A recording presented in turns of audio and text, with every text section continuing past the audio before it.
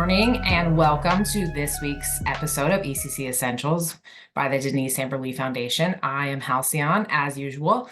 For those who don't know me, I'm the Director of Training and Development for the Foundation. As people come into the webinar, for those watching live, if you want to go ahead and throw in the chat where you're attending from, or if you have any questions off the bat for Lori about our topic today. But before we dive into the topic, I will let Lori introduce herself. Oh, hi, I'm Lori Henriksen. I live in Las Vegas, Nevada. And I just a little bit about me. So I started dispatching when I was 16, working for the Bureau of Land Management and Forest Service for an interagency communication center. Loved it. I was a law enforcement and a fire dispatcher. But then at 19, I went to work full-time for the Las Vegas Metropolitan Police Department. Absolutely loved that. Spent many, many years there as a communication specialist, a CTO trainer. I was CIT certified. Again, loved my career, loved dispatching. Fortunately, I had triplets as well. And due to the schedule and all that, I had to step down from there. But an awesome opportunity came upon me. There was a new high school starting in Las Vegas. It was public safety oriented. And the principal was somebody that I had known from the police department. So it was a good fit. And I started a 911 dispatching program there. That was in 2010. I just retired from there last spring. And now I'm kind of all over the place. I'm a regional instructor for the Academy for Emergency Telecommunications. And I have a podcast, Comms Coach Podcast, and then I have a consulting business to hopefully start new programs similar to the one I had been working on. And then I'm doing a lot of consulting for an awesome new product called Comms Coach. So I know we talked about it before, but a pretty good amount of interest in today's topic, and that of starting the 911 programs in high schools. So if you will, just walk us through what that was like in the early stages, you kind of mentioned how it came about, but what did that look like as far as the initial getting the ball rolling on it for anybody who's wanting to do the same? So I'll tell you, it was an eye opener because I was really, really excited. And, from being a little girl, I had always wanted to eventually become a teacher. So I was getting the best of both worlds. Like, wow, I get to teach dispatching and, still work with high schoolers. And I walked in and I thought that there would be this big box full of lesson plans and everything on how to be a teacher. And there was some pens and, a couple reams of paper, and that was it. So my first year, it was hard. It was a learning experience. My first year, I actually was tasked with teaching a state criminal and civil law course, 2 courses of law enforcement, and 2 different courses of dispatching classes. So fortunately, the dispatcher in me basically kicked in, and I just looked through all of my academy stuff and the things that I had had from the police department, started networking, and started to build a program. So, I mean, it was difficult and eye-opening, but it just like a normal dispatcher, you just had to make things work. And basically, that's kind of how that first year worked. Yeah. So you said that the gentleman that started the program was from law enforcement, and he essentially invited you then to come do the dispatch. Was there anything as far as with the school then, like formality, or it really was just you creating the plans and going from there? So what it was actually the principal at the time. Her name was Tammy Buffelli, and she was amazing. She had been a dispatcher, and then she'd come from the school district. She'd been a teacher, went to work in dispatch and decided, she actually liked the teaching aspect better, went back through and ended up with her own school. When she was creating this school, she said, I want to make a public safety magnet program. So basically the school is law enforcement, dispatching, criminal justice, EMS, and forensic science. And she was a lot of help.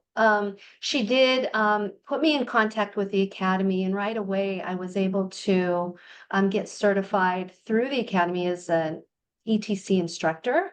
So we did meet a few times, and that was one of the things that we decided on. It was to also teach the ETC curriculum as well as the curriculum, that I was going to kind of make up or create Yeah. using everything.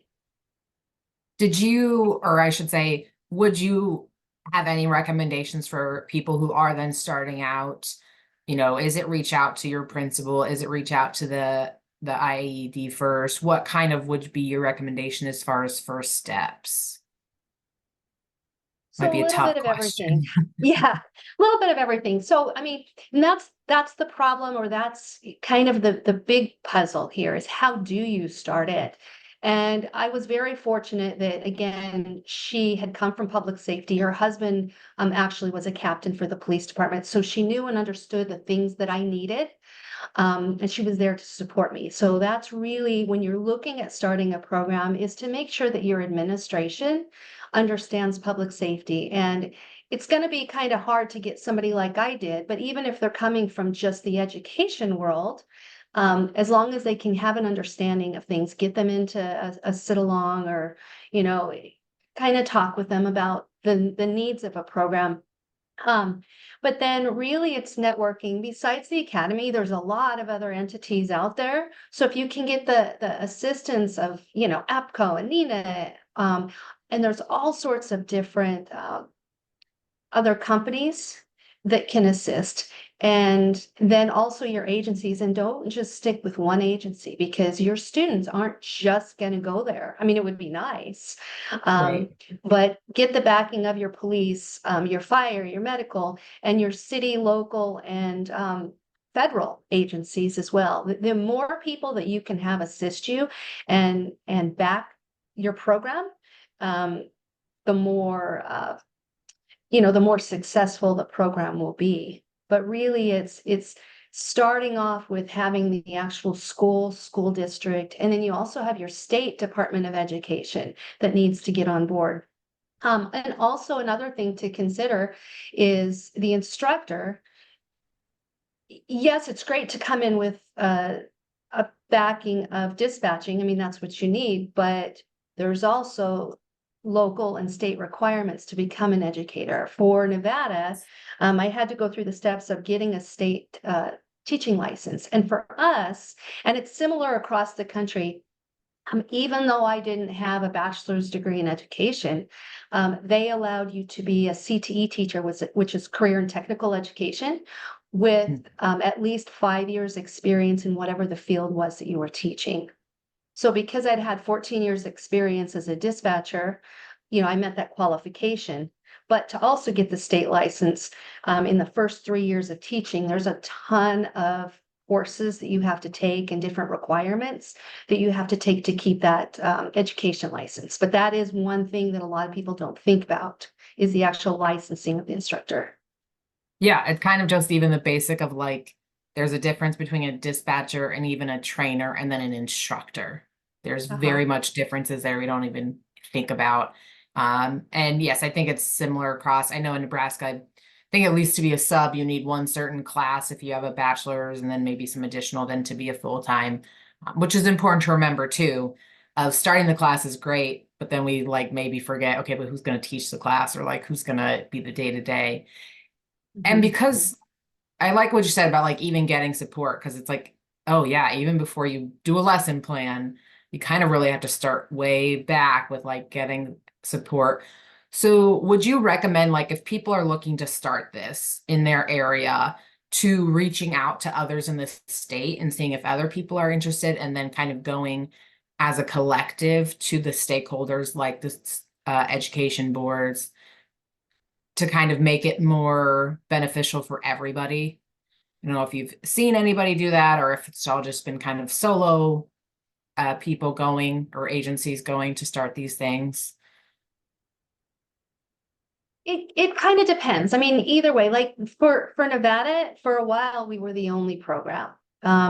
They've tried to start a couple here and there. I knew the teacher of one. She didn't have a lot of support. I think they're trying to start another one. Obviously, the more people that can come together and collaborate, the better. And then, the more people that are going to go to the state with this, obviously, but if you don't have that or you don't have the time for that, as long as you put all of your efforts even into this one basket and Mhm. give a great presentation and make that successful, that's awesome. Because it really is, it's a very amazing program. It's very beneficial, but it is a hard program to staff and to maintain. Yeah. Just a reminder for those of you watching live, feel free to throw any questions you have in the comments. Want to make sure this is as beneficial as possible because we could talk about this topic all day easily. Um, so kind of you get the support of the stakeholders, get it going. What are maybe some of the obstacles or just things that happened early on, if you remember, that maybe you didn't expect or that you would tell the like people who are going through it, like, hey, I didn't anticipate this, so be sure to think about that or how you might address that. So a couple things is you really do have to have a dedicated instructor. So I found out early on just the amount of time that it took. So, fortunately, when I was dispatching, if I worked 15 minutes overtime or 30 minutes overtime, I got overtime pay. Well, Right. as a teacher, you don't get You that. do not get that. No. And to make this program successful, you really do have to dedicate a lot of hours because, again, at least in what I wanted to do is I wanted to make sure that the curriculum I was teaching to the students gave them the best overall package for success. Meaning, I wasn't just going to teach the police department's curriculum that I came from. I wanted to kind of round it out to where a kid that graduated from here could go anywhere. So with that being said, meeting with the state police and the Bureau of Land Management and National Park Service and the police department and all that takes a lot of time. It takes a lot of time going over their curriculum and all that. So, I was up most of that first couple years till about 1 or 2 in the morning, and then I was back up at 4:30 to get ready to teach. So you have to have a dedicated instructor. But that and you do, what was I going to say? So dedicated instructor and some of the other obstacles I would say is learning that teaching high school is a lot different than teaching an academy in the aspect that they are in high school and they get to have fun and there's assemblies and there's the counselor and they're setting up for homecoming. So you're in the middle of this great lesson and you're teaching, robberies, and all of a sudden half the class has to go set up for the assembly, or they're in student council so they have to leave early for an ice cream event or something. So I would it like to is a go with little bit. them. I As the know. instructor, I'd be like, I will be going with them. Seriously. So I mean, you have to learn to adapt, and that is a lot different than a structured academy where you have to be there every single moment. So you do have to kind of spread things out and make sure and have a good rapport with your students. So they'll tell you, like I had enough of a rapport where they would say, "Hey, Miss Henriksen, next Friday is senior ditch day. So just so you know, don't schedule any guest speakers." So they would usually give me a heads up. So yeah. So I mean, some obstacles, but some fun obstacles that you can kind of work with and Yeah. deal with. Even though I was telling you, oh, it's awful, and I had to stay up late and get up early, it was worth it to build the curriculum that I built and to see the success of the students. Yeah. So in the program you were in, then what was a day-to-day like? Is it I'm trying to think back to my high school days, which is longer now than I like to think about. Is it like a block schedule where you have a couple different classes? Is it a lot of short classes? Is it the same kids every day, every other day? What did that kind of look like as far as how often then they were in the program? So different programs across the country are obviously doing it, any way they can, and there's all different things. The way we did it was at our school, the students had 8 classes, but they spread them out into a block schedule where it was 4 one day, for the next. Um, and I was fortunate. Well, let me backtrack a little bit. Having 4 each day gave us about an hour and 20 minutes, which was awesome. I had juniors and seniors. So my juniors only had one course from me. So and I had two classes of juniors, if that makes sense. So I would see one class one day, one class the other day.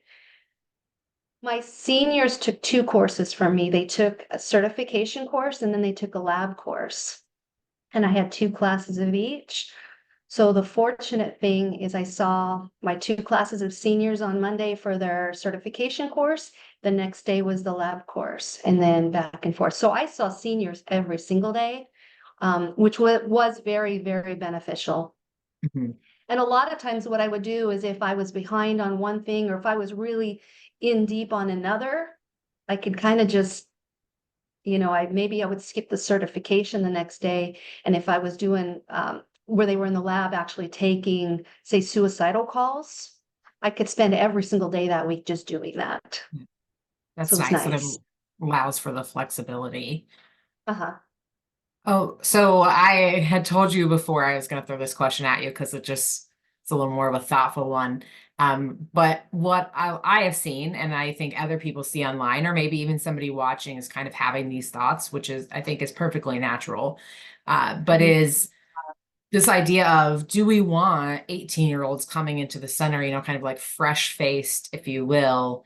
I know that there's some hesitancy there. Is that the best move? How much life experience do they have? All those questions that we kind of think. So, because you have such a lengthy experience with it, what would you tell somebody who maybe has those kind of apprehensions? So that was probably the biggest obstacle when I started. When I first got there, probably even my first few weeks, she had several of the agencies come in to do a tour of the lab and the classroom just to meet me and all that. And a lot of them were saying, "Oh, cool, that's nice. You're starting this, but we just think that this is too young. But good luck." Um, and my argument then was, I started at 16, and look at me today. I'm successful. I've had a great career. Uh, and they said, well, an 18-year-old doesn't have enough life experience. And my argument back on that was, I've taken a lot of calls through, my tenure as a dispatcher, and there's a lot of calls that I would hope I would never, ever experience. There's some horrible things that I've heard and listened to and handled that I would hope to never, never happen. So I don't really even think it's necessarily the life experience. It's the maturity of the person, and if they're well trained and if they can handle it. And I'm going to prove to you that I'm going to train these students well. And if there's a student that leaves this program and enters your agency, that they're going to be prepared and they're going to be able to do it. And that's been the cool thing is through the years of this program, they've seen the benefits of all of the training that these students get, and they come out with all of their certifications. They're certified as police, fire, medical. They have their ETC. They have the hands-on experience with real life CAD. They're young. They're ready to go. They're excited. They're happy. Um, and they've been very, very successful. But then the opposite is also true, because if a student goes through and they're not mature enough and they decide this is not for them, that's also a bonus, because it's not going to waste that student's time, and it's definitely not going to waste the agency's time with somebody that gets halfway through training and then decides to quit because it's not their thing. And they still, I'm assuming, even if they get through the classes and they go, yeah, this isn't for me, actually, they're still getting all their high school credits. It's not affecting anything. And we had talked before, I was like, yeah, because as a 18-year-old too, sometimes it's just as much beneficial to know what I want to do as it is to know I definitely don't want to do something, and kind of start narrowing it down. Because I don't know anybody who's watching how many of us went to college and got a degree and we're like, yeah, I don't really use that degree. Sounded good. My first one was in business because I was like, I don't know what I want to do. That sounds like a pretty general one. So I can't really say that I use it. I use it a little bit. But there's so many of us. So I think it helps too to narrow down and be like, well, I went through these courses and I definitely actually don't want to be in public safety at all. I will be steering clear of there. Yeah, which is good too. And again, because then we don't, have to spend time waiting for somebody to make that decision. Uh, And I makes me think too, another question. Um, when you're going through it with the high school kids and you're doing maybe like the suicidal calls or stuff like that, where they can be tougher, what has been used, implemented as far as then helping them prepare for the mental health aspect? Do you, in just your own personal opinion, maybe not necessarily have studies, feel like some of them have come out then and been more prepared because they started this when they were younger than versus getting into it when they were older? So yes, that's one of my big things. So I mean, I was CIT certified as a dispatcher, and really, I shouldn't say enjoyed, but really, my passion is those in crisis and like suicidal callers, or if they're threatening someone else. I like to make a difference, but I also, my passion was also taking care of our dispatchers, and our officers and all that. So my big thing is teaching wellness and stress management and all that. So day one of junior year, that's an important topic that I start teaching, and we do something with stress management every single day. Oh, And I know you know Tina DeCola. Um, love her. so she's a good friend. She, besides working for Denise Amber Lee Foundation, she was a supervisor at City Fire in Las Vegas, and she was really big on wellness and all that. And she would come in every year and speak to the students also. So in fact, I would usually have her speak right before we started domestic violence and the suicidal callers and all that, to help them. But with that being said, I structured the program to grow and develop along with the students. So beginning of junior year is, you know, the history of 911 and, military time and the basics of call taking. They start out with property crimes and lost wallets and, found bicycles. And then it grows as the students grow. But by the time probably spring of junior year is when we do get into domestic violence and the suicidal callers and stuff, but they've had a background in it. But you do have to have a balance and be cautious in what you teach them. Being that they are only juniors, they do learn about mental illness. They do learn, to take these calls. They listen to calls. However, I'm going to make sure that what they're listening to isn't horrible at that time. And even the Mhm. calls that they take with each other, um, especially with their role playing.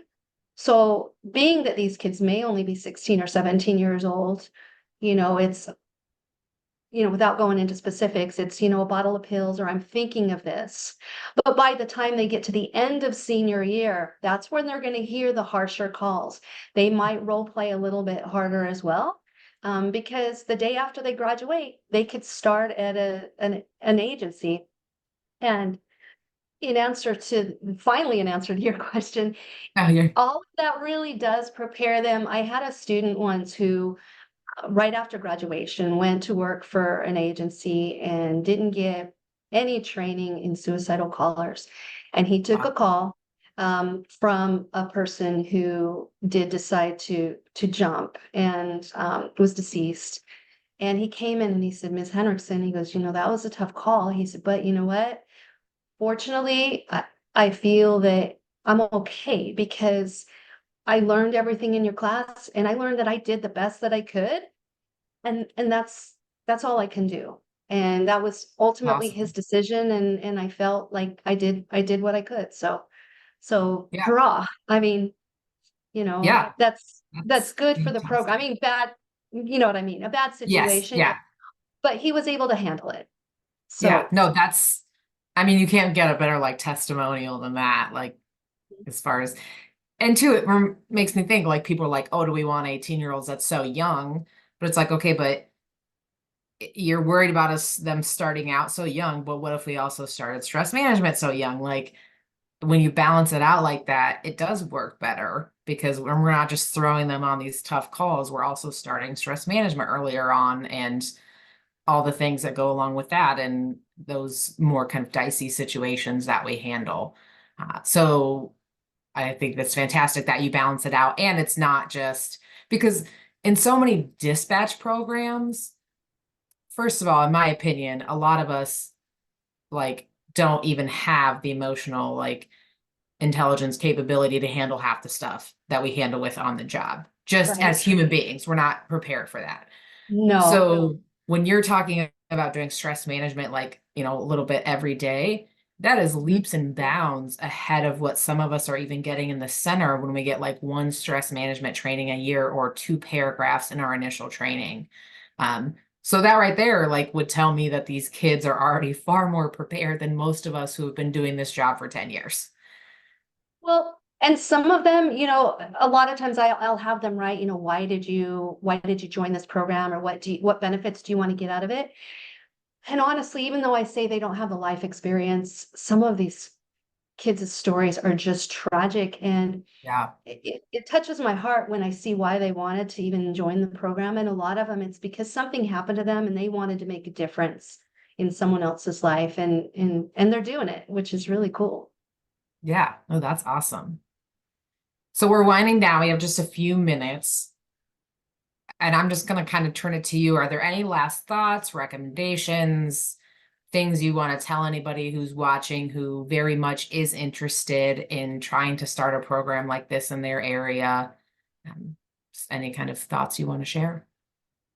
So, I mean, I really could talk for hours on this. I'm really passionate about high school programs because I've seen the benefits. Just speaking on my own experience, you know, for recruitment and retention, this is a huge answer. We talked a little bit about students that maybe this didn't fit them. And again, that's fine because, in a school like we have, our students have to do community service. They have to do, offhand, I can't remember the exact number, but say it's 50 hours of community service a year. They excel on that. I've had a couple students through the years that had over 1,000 hours of community service. So they love to give back to the community. They learn a lot about public safety. So the majority of the students that don't go on to dispatch from my program still go on to other things. I have a ton of students that have become police officers, firefighters, medics, nurses, a lot of counselors because of the CIT. They're doing great things. So you're making good humans. You're also teaching about 911, and Yeah. about our career. Because Just that's the the thing general is, public will have more yeah, knowledge. Sorry. seriously. And because people don't know what we do, you're teaching 800 kids a year and their families about the program. And if you have the news come in, or, because we had a lot of people come in and see because it was, a shiny object, it was something Yeah. new and different. So you'd have all these news stories on us, which again got it out to the public. So, we have tours, we have elementary schools come and do sit-alongs. So you're really, really promoting a lot of cool things just by having a program like this. And um, again, I'm really, really proud of the graduates that have come out of this. They're doing great things, and listening to them talk, it's kind of cool when there's an incident that goes on in Las Vegas, and the police dispatcher had to transfer the call over to NHP, who was my student, and medical went, who not only is the dispatcher or supervisor there, and the firefighter was from the program. I mean, it's really cool that I met them at 14 and they're out there actually doing real cool things. Yeah. So I think, you know, that's what kept me going. And I think that any of our listeners out there that are interested in starting a program, again, if you can find a dedicated instructor and your agency or agencies would like to get involved, it's a win-win for everyone. I mean, this is something that makes a difference. It's going to make a difference for your agency, for your community, and for every student involved. Um, and if you have any questions, you can definitely reach out to me. It's Lori at bx3publicsafety.com, and I'd be more than happy to steer you in the right direction. But thank you, Halcyon, for giving me this format to spread the word. Yeah. But I will be speaking at NINA also this summer about programs like this. Yeah. Sophia commented, she said, I'm a product of a program like this. I'm now a training coordinator for a 911 district, which is fantastic. And what was your email one more time, Lori? It's Lori at bx3publicsafety.com. For those I think watching that's what it live, is. we'll throw that in the chat. If not, anybody can reach out to myself or the foundation. We can connect you. The other thing I was just thinking of, though, too, when we talk Dot about, com. .com. I don't know my Sorry type. about that. Is just recently too, because I had the chance to speak to a class of college students. So for those of you who are like, okay, I need to start getting support, how can I do that? I think we have a bad habit of waiting for people to reach out to us, but I think schools in general are usually looking to help people guide, kids to career. So reach out to your schools, especially if you have a high school near you or even a college, like their criminal justice program, and see if they, ever want outside speakers to come in. I did like a lunch and learn, and they got extra credit if they wrote about it. I think is what it is. But finding those little ways to, I think, to gain support initially, just also an idea. Or the 911 education program, I'm sure you can attest to, is a great way to just start kind of getting the connections out there to build the support and get people to understand like why, instead of just coming in and saying, we want to start a 911 program. Thanks. Let us do that. Thanks.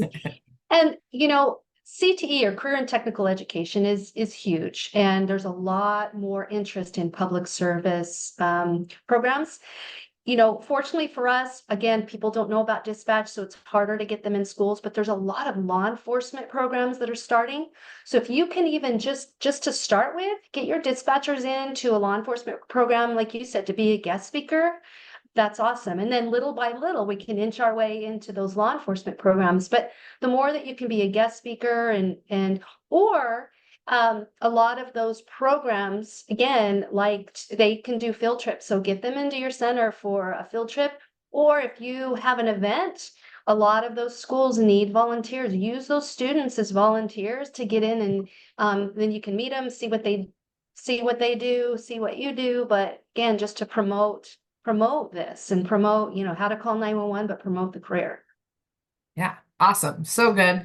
Thank you again, Lori. Thank you for everybody attending live, anybody watching the replay. We'll be back in a couple weeks with our next episode, so stay tuned on social media for that information and to register.